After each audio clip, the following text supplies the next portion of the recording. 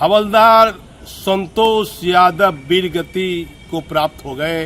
देश की सुरक्षा के लिए वह जम्मू कश्मीर में तैनात हैं। वहाँ आतंकियों से मुठभेड़ होती है। भागलपुर नौगछिया इस्माइलपुर के रहने वाले थे।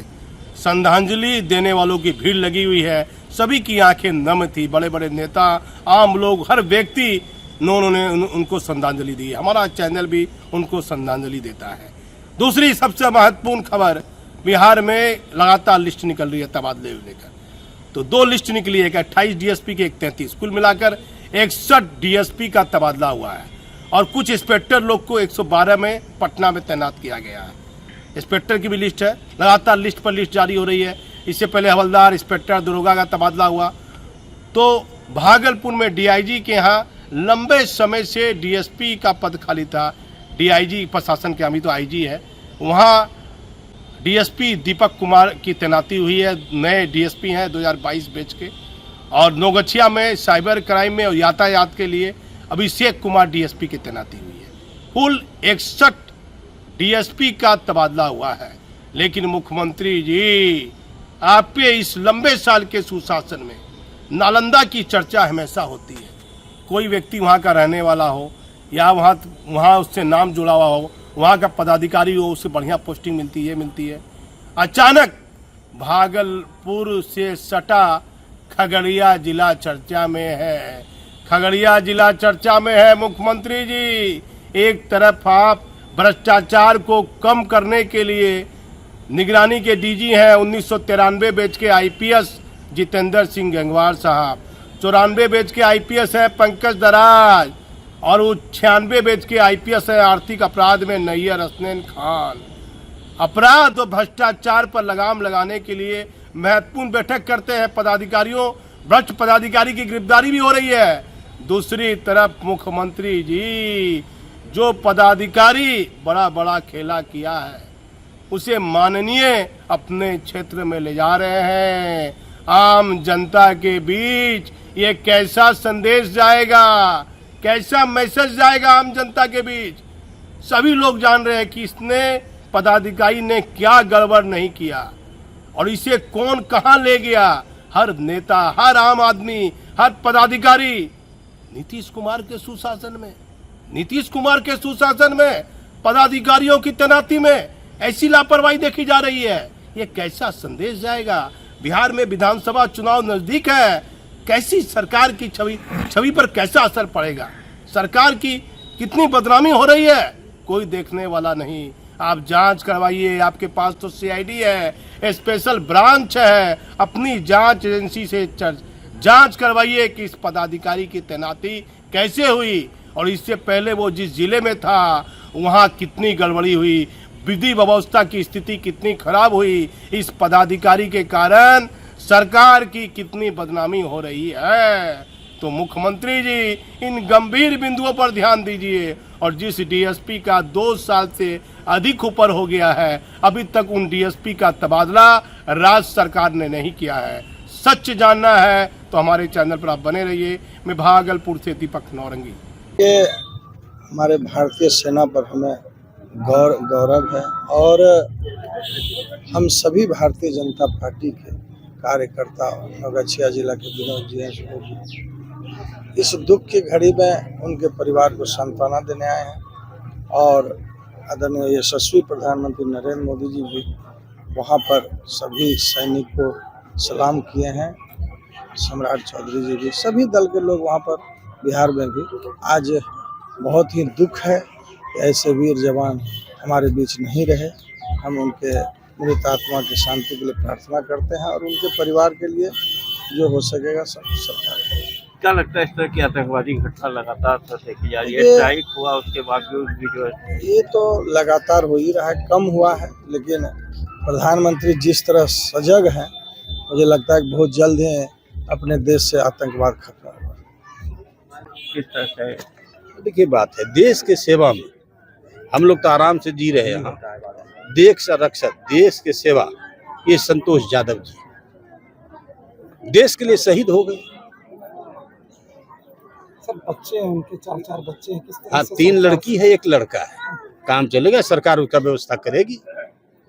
हम समझते हैं 1 करोड़ों का करोड़ रुपया इनको मिलेगा, कोई दिक्कत नहीं होगा। समाज लोग है ना, समाज जो इतना देख रही है, इकट्ठा समाज यहाँ से नहीं बल्कि 0 माइल से, नवगछिया 0 माइल से भीड़ लगा। आप देखे ताता है चारों तरफ, कैसे कैसे यहाँ तक आए यही समझिए। हम तो जानबूझ के आए, पहले आ रहा है, आ गया है बादशाह के निकट।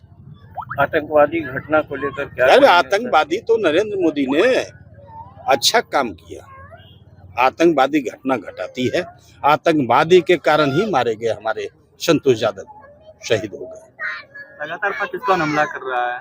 पाकिस्तान हमला क्या करेगा, भारत मजबूत थी है, दुनिया भर हमारा फौज है, शहीद होने के लिए तैयार। पाकिस्तान को क्या कहेंगे? क्या कहेंगे, दूर दूर छिया, हम क्या कह सकते हैं पाकिस्तान को? किसी काम का नहीं, भूख से मर रहा है वो। उसको पीने के लिए पानी नहीं, खाने के लिए अनाज नहीं, कुछ नहीं, तब ना आतंकवादी बनता है। और समूचे विश्व ने छोड़ दिया है उनको, वो बचने वाला नहीं है। अगर शांत नहीं हुआ, आतंकवादी को कंट्रोल नहीं करेगा। उन्होंने दिखा दिया कि पाकिस्तान आतंकवादी के साथ है, इसलिए उन्होंने जो ये कांड जो हुआ उसमें जो उसका क्या कहा जाए, वो स्थल जो छिपने का था वो जो ध्वस्त किया गया, बंकर ध्वस्त किया गया, तो वो जितना लाश था न 5-7 तो सब में ये पाकिस्तानी झंडा लपेटा हुआ था। तो सही बता दिया, तो भारत मजबूत है, इसलिए भारत पीछे हटने वाला नहीं है। कांग्रेस जो है मोदी का इस्तीफा मांग रहे हैं। अरे कांग्रेस क्या कर रहा है? मोदी का इस्तीफा कांग्रेस क्या मंगवाएगा भाई? कांग्रेस का इतिहास नहीं देखे हैं? कोई भी इस्तीफा मांगता है, मोदी इस्तीफा किसको देंगे? देश के लिए शहीद हुए नवगछिया के लाल हवलदार संतोष यादव का पार्थिव शरीर तिरंगे में लिपटा पहुंचा। पूरा गांव और उसके आसपास के शहर के लोगों की भीड़ लग गई। शहीद को श्रद्धांजलि देने के लिए उमड़ा जनसैलाब। बिहार के कई जवानों ने देश के लिए अपनी कुर्बानी दी है। भागलपुर जम्मू कश्मीर के नौशेरा सेक्टर में आतंकियों से मुठभेड़ के दौरान देश की रक्षा करते हुए नवगछिया के इस्माइलपुर भट्टा गांव निवासी हवलदार संतोष यादव वीर गति को प्राप्त हो गए। गुरुवार को जब शहीद का पार्थिव शरीर उनके पैतृक गांव पहुंचा तो पूरे इलाके में शोक और गर्व का मिला जुला माहौल देखने को मिला। शहीद की अंतिम यात्रा में हजारों की संख्या में लोग शामिल हुए। गांव की गलियां भारत माता की जय और हवलदार संतोष यादव अमर रहे जैसे नारों से गूंज उठी। युवा तिरंगे के साथ बाइक और कारों के काफिले में शामिल होकर देश के इस वीर सपूत को अंतिम विदाई देने निकले। पूरा गांव एकजुट होकर देशभक्ति से सरोवर हो गया। शहीद के शव के गांव पहुंचने से पहले ही नवगछिया और आसपास के क्षेत्रों में लोग सड़क किनारे कतारबद्ध होकर उनका इंतजार कर रहे थे। जैसे ही पार्थिव शरीर गांव की ओर बढ़ा, स्कूली बच्चे, महिलाएं और बुजुर्ग हाथों में तिरंगा लिए नम आंखों से शहीद को श्रद्धांजलि देने लगे। चारों ओर देशभक्ति के गीत बज रहे थे और माहौल पूरी तरह से भावुक था। संतोष यादव की शहादत पर उनके गांव को जहां गहरा दुख है, वहीं अपने लाल के बलिदान पर गर्व भी है। लोग एक ओर जहां रो रहे थे, वहीं दूसरी ओर भी कह रहे थे कि उनका बेटा देश के लिए शहीद हुआ है और इससे बड़ा गर्व और क्या हो सकता है। अंतिम संस्कार में जिले के वरिष्ठ अधिकारी भी पहुंचे। भागलपुर के जिला अधिकारी डॉक्टर नवल किशोर चौधरी, नवगछिया की पुलिस अधीक्षक प्रेरणा कुमारी, एसडीओ, डीएसपी और अन्य प्रशासनिक अधिकारी मौजूद थे। उन्होंने शहीद को पूरे राजकीय सम्मान के साथ श्रद्धांजलि दी। साथ ही खगड़िया के सांसद राजेश वर्मा के अलावा कई दिग्गज नेता भी मौजूद थे। शहीद की पत्नी और परिवार के अन्य सदस्य इस क्षति से बेहद टूट चुके हैं। उनकी पत्नी बार बार बेहोश हो रही थीं। उनके दर्द को देखकर वहां मौजूद हर व्यक्ति की आंखें नम हो गईं। हवलदार संतोष यादव एक अनुशासित और कर्तव्यनिष्ठ सैनिक थे। सेना में उनकी सेवा को लेकर पूरे गांव को हमेशा गर्व रहा है। वे हर छुट्टी पर गांव आते थे और युवाओं को सेना में जाने के लिए प्रेरित करते थे।